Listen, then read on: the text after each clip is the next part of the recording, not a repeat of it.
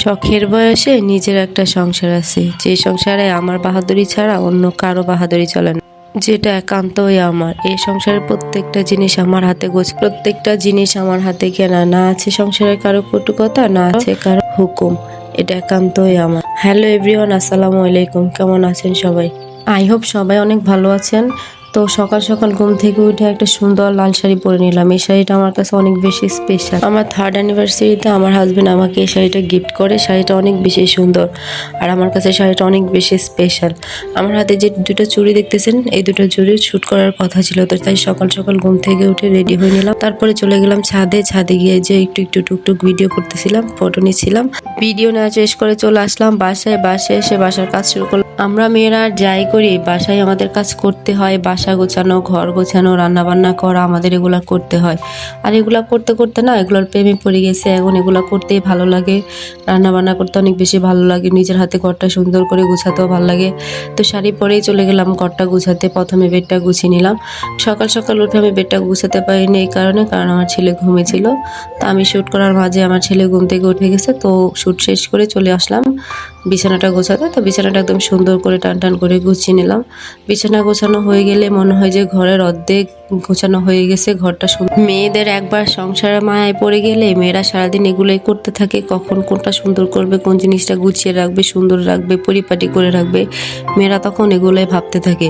নিজের আর যত্ন নেয় না। আগে শুধু নিজের যত্ন নিত, কিন্তু সংসারে মারায় পড়ে যাওয়ার পরে শুধু সংসারের যত্ন নেয়। স্বামী, সন্তান, ঘর, আমার জিনিস সবকিছুর প্রতি আসলে কেয়ারিং থাকে, নিজের প্রতি হয়ে যায় অবহেলা। তো কথা বলতে বলতে আমি সুন্দর করে বেডটা গুছিয়ে নিলাম।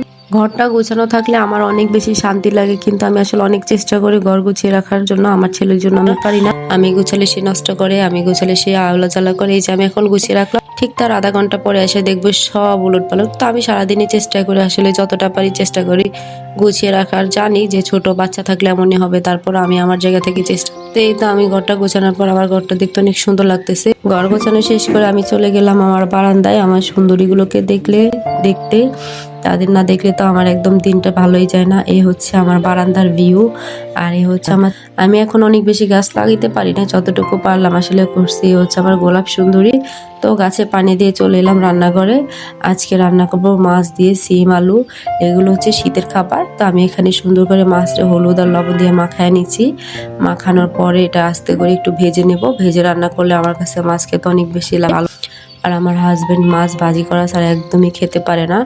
আমি অবশ্য কাঁচা মাছ একটু ঝোল রান্না করলে খেতে পারি, কিন্তু সে একদমই খায় না। তো সে খায় না দেখে আমারও তো মাছ ভাজি বসাই দিয়ে আমি এখানে আস্তে করে একটু কাঁচামরিচ, পেঁয়াজ, টমেটো এগুলো কেটে নিচ্ছি। আমি সবসময় এমনই করি, একদিকে দিয়ে রান্না বসাই দিয়ে অন্যদিকে আমি দাঁড়িয়ে সবকিছু কেটে ফেলি। তো আমার মতো এমন কে কে করেন? অনেকে আছে যে আগে কেটে তারপরে রান্না বসায়, আমি রান্না বসাই তারপরে কেটে ফেলি। তো এখানে তারপরে আমি মাছ ভাজার যে তেলগুলো ছিল ওগুলো দিয়ে রান্না বসাই দিলাম। এখানে পেঁয়াজ কাঁচামরিচ দিয়ে নেড়ে নিলাম। তারপরে একটু রসুন মশলা দিয়ে দেবো, একটু রসুন বাটা দিয়ে দেবো। নর্মালি সবাই যেভাবে রান্না করে আমিও ঠিক ওভাবে রান্না করলাম। তো এখানে আমি একটু হলুদ দিয়ে দিলাম, একটু মরিচের গুঁড়া, একটু হলুদ, তারপর একটু লবণ দিয়ে দিলাম, একটু দিয়ে তারপর আমি বসে গেলাম তরকারি কাটতে। এখানে আমার ছেলে এসে আমার সাথে একটু কথা বলতেছে, তো আমি তার সাথে একটু কথা বলতেছি আর দুষ্টুমি করতেছি। তো আমি এখানে বসে তরকারিগুলো কেটে নিচ্ছি। ওইদিকে দিয়ে আমার মাছগুলো হচ্ছে। তো তরকারি কাটা শেষ হয়ে যাওয়ার পর আমি ওগুলো ধুয়ে তরকারিতে দিয়ে দিলাম। তরকারির কালারটা কিন্তু দেখতে অনেক সুন্দর হয়েছে। তো তরকারিটা দিয়ে যে হাঁড়ি পাতিলগুলো নোংরা ছিল ওগুলো একটু ধুয়ে নিচ্ছিলাম। ধোয়ার পরে আমি চুলাটা সুন্দর করে মুছে নিচ্ছি। আমার মতো কে কেমন করে যে দিকে দিয়ে চুলায় রান্না হয় ওই দিকে দিয়ে চুলা মুছে ফেলি। আমার হাত পোড়া যাক, তারপর আমার জিনিস সুন্দর থাকতে হবে।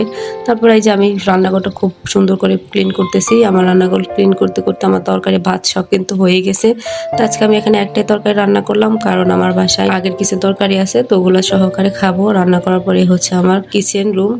তো আজকের ভিডিওটা এখানে শেষ করলাম। ভিডিওটা কেমন লাগলো সেটা কমেন্ট বক্সে জানিয়ে যাবেন। আর পেজটা ফলো দিতে একদম ভুলবেন না নতুন ভিডিও পাওয়ার জন্য। আজকের জন্য বাই, আল্লাহ।